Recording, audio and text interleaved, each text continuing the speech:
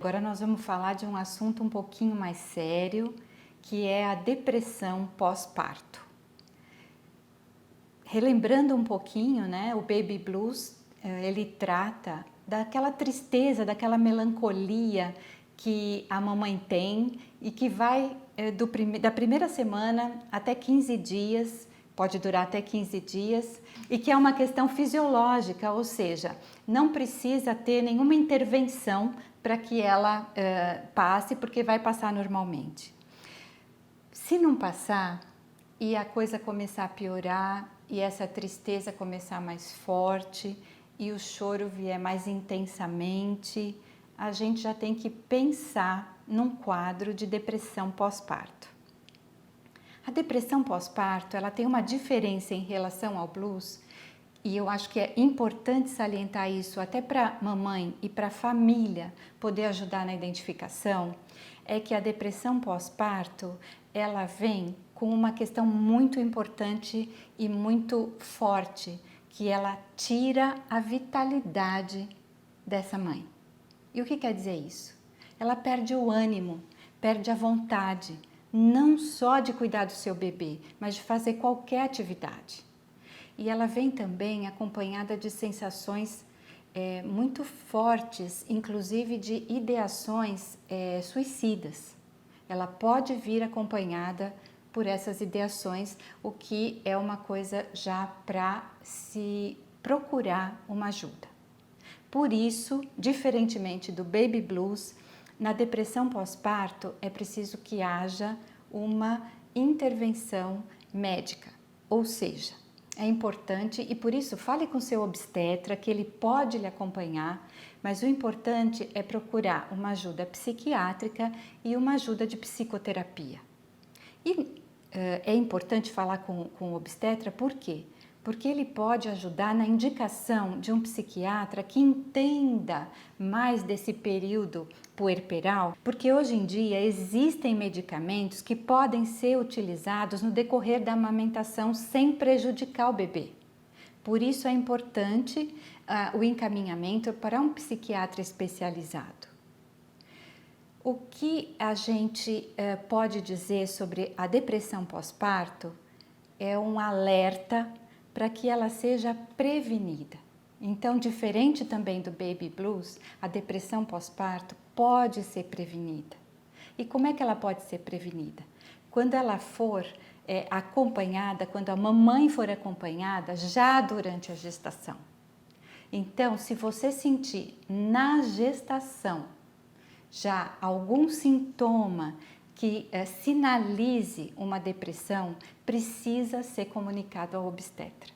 Por quê?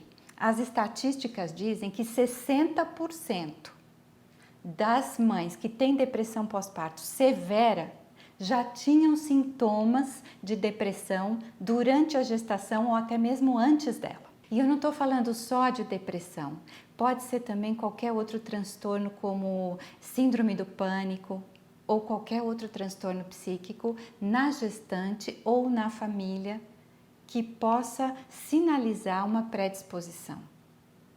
Outro fator que a gente percebe e as pesquisas indicam como importante e que podem sinalizar uma depressão pós-parto é se a gestante romantizou demais essa fase e quando ela se vê frente a frente com o seu bebê real e não com aquele bebê idealizado, com a maternidade real e não com a maternidade idealizada, com a amamentação real, com os problemas que ocorrem nessa fase, com a intensidade e o turbilhão de emoções, ela se frustra. Tudo isso somado pode levar a um quadro de depressão pós-parto. Não estou dizendo que isso vai acontecer, mas pode acontecer. Se todo esse quadro estiver presente, é bom que se fique alerta para prevenir, porque prevenir é sempre a melhor opção quando a gente fala de depressão pós-parto. Outras dicas de prevenção para a mamãe são muito simples e não diferem muito da depressão que não é decorrente do parto. Quais são? Exercício físico, cuidar da alimentação, E aquelas que são específicas desse período são: tenha uma rede de apoio, peça ajuda, família, amigos, procure colocar como você está se sentindo. Isso não é vergonha, isso não é medo. Como a gente falou, isso ocorre em 60% a 80% das mulheres. E a depressão pós-parto tem ocorrido em 10% a 15% das mulheres, das mamães. E isso é um número muito considerável. Imagine como esse número é grande. Então, peça ajuda, peça para a família, peça para as avós, para as amigas, fale como você está se sentindo, fale com seu obstetra, até com o pediatra do seu filho, porque todos eles vão poder te ajudar nesse momento. E agora eu queria ter uma fala exclusiva para os papais. Papais ou quem exerce a função paterna. Esse é um momento em que a mãe vai precisar muito do seu apoio incondicional e da sua aceitação. Então, se ela estiver chorando, tudo bem, e diga para ela que está tudo bem. Diga para ela que você está aí para ela, que você vai dar o apoio e que ela pode sim desabar um pouquinho, porque ela não tem que ser forte o tempo todo. E que você está aí para dar esse apoio, que você está aí para ajudá-la, que você está aí para proteger essa díade mãe e bebê que é tão forte e é tão importante que se estabeleça esse vínculo. Então, pai, essa é a sua função nesse momento, mas a gente vai falar disso num outro vídeo. E para a família, um recadinho especial também, porque a gente sabe que a família quer ajudar, que a família quer estar presente, que a família quer participar, mas será que qualquer coisa que a família fizer naquele momento ajuda? O apoio da família nesse momento é para a mamãe e não para o bebê. É a mamãe que está precisando desse apoio. É a mamãe que está invisível nesse momento, porque todos os olhares são para o bebê. E esse apoio, como é que tem que ser? Ele tem que ser dado respeitando as decisões dessa mãe, que ela está descobrindo a forma de exercer a maternagem dela. Como é que ela quer maternar? É um direito que ela tem.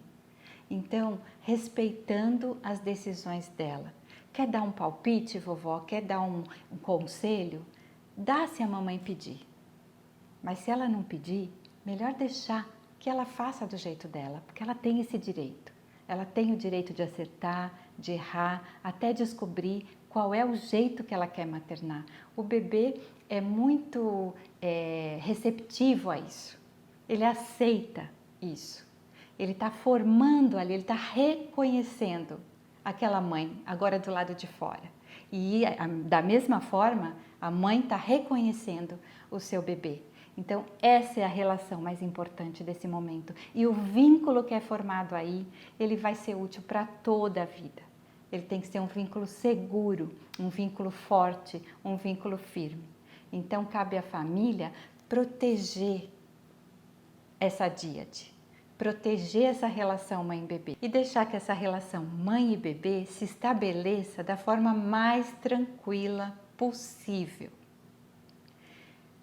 Mais uma coisa só para a gente terminar é o seguinte: mamãe, diante da impossibilidade de você ter o apoio da sua família nesse momento para tratar de questões emocionais, hoje em dia existem redes de apoio virtuais, então tem blogs, tem sites, grupos de mães que falam só sobre esses temas e que podem nesse momento ajudar muito e trazer muito conforto, porque você vai perceber que todas estão passando pelo mesmo processo, sentem as mesmas coisas, têm as mesmas dúvidas e inseguranças, e isso pode te ajudar muito ou te acalmar muito para você passar por essa fase do puerpério. E para a gente terminar, eu queria só lembrar, porque eu já disse para vocês, mas reforçar, que toda paleta de emoções cabe no puerpério. Então, mamãe, aproveita esta fase, mergulha nela emocionalmente, se permita vivê-la com intensidade, porque você vai sair dela fortalecida. O vínculo com o seu bebê vai sair fortalecido também e você vai se permitir conhecer-se de forma como talvez você nunca tenha feito antes.